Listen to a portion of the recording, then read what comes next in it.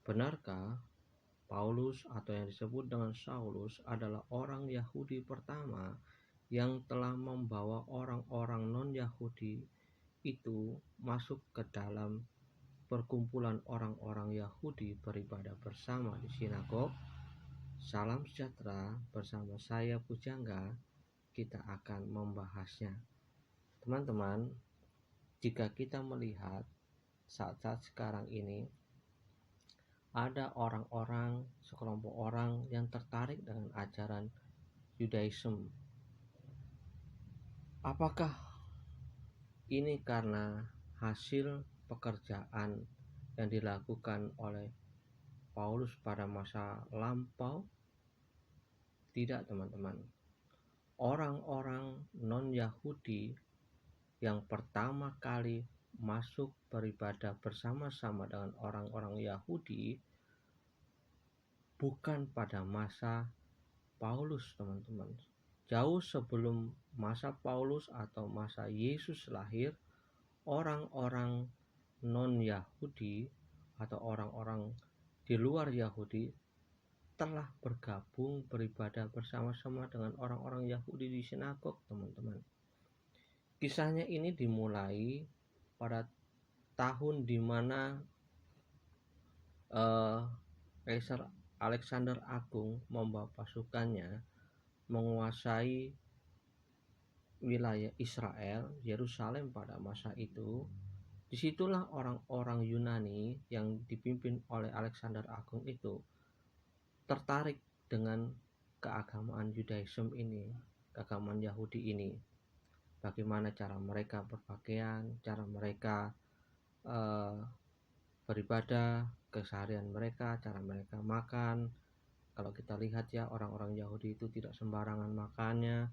Ada makanan-makanan tertentu yang boleh dimakan dan yang tidak boleh dimakan, dan kehidupan yang bersih, selalu mencuci tangan, dan ke dalam berpakaian mereka rapi seperti menggunakan kippah dan juga menggunakan pakaian yang ada sisitnya, yaitu rumbai, puncak jubah ya yang kita kenal.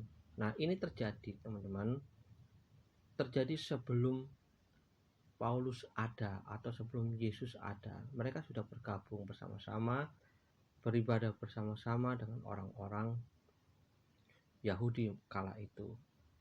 Inilah awal daripada masa di mana orang-orang non-Yahudi bergabung bersama-sama dengan Yahudi di sinagog.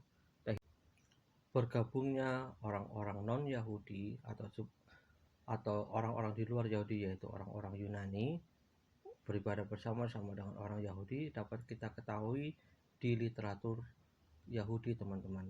Ataupun kalau kita ingin melihat di dalam kitab orang-orang Kristen, kita juga dapat temukan di sana, yaitu sebagai contoh salah satunya di dalam Yohanes 7 ayat ke-35, teman-teman. Yohanes 7 ayat 35 berbunyi sebagai berikut. Oleh karena itu, orang-orang Yahudi itu berkata kepada diri mereka sendiri, kemanakah dia akan segera pergi sehingga kita tidak dapat menemukannya? Apakah dia akan segera pergi ke perantauan di antara orang-orang Yunani dan mengajar orang-orang Yunani? Nah, ini kita temukan di sana bahwa pada masa Yesus ada, pada saat itu ketika Yesus sedang mengajar, sudah ada orang-orang Yunani yang bergabung bersama-sama dengan orang-orang Yahudi atau orang-orang Yunani yang masuk beribadah bersama-sama dengan orang-orang Yahudi. Di ayat yang lain di dalam Yohanes 12 ayat 20 juga kita sudah temukan, teman-teman.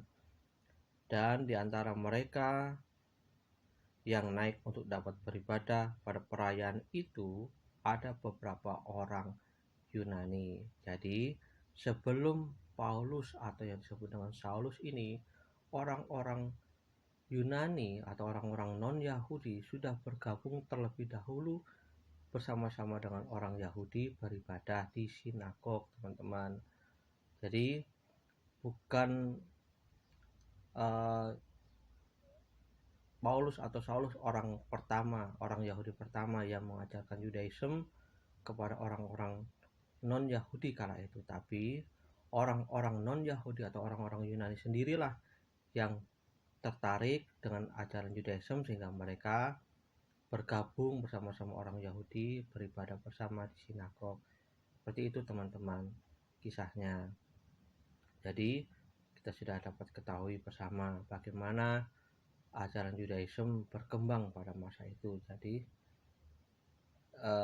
bukan Paulus yang mengajarkan terlebih dahulu, tapi mereka tertarik dan akhirnya diperkuat dengan seorang yang bernama Paulus ini yang mengajarkan ajaran Judaism kepada orang-orang non Yahudi setelahnya.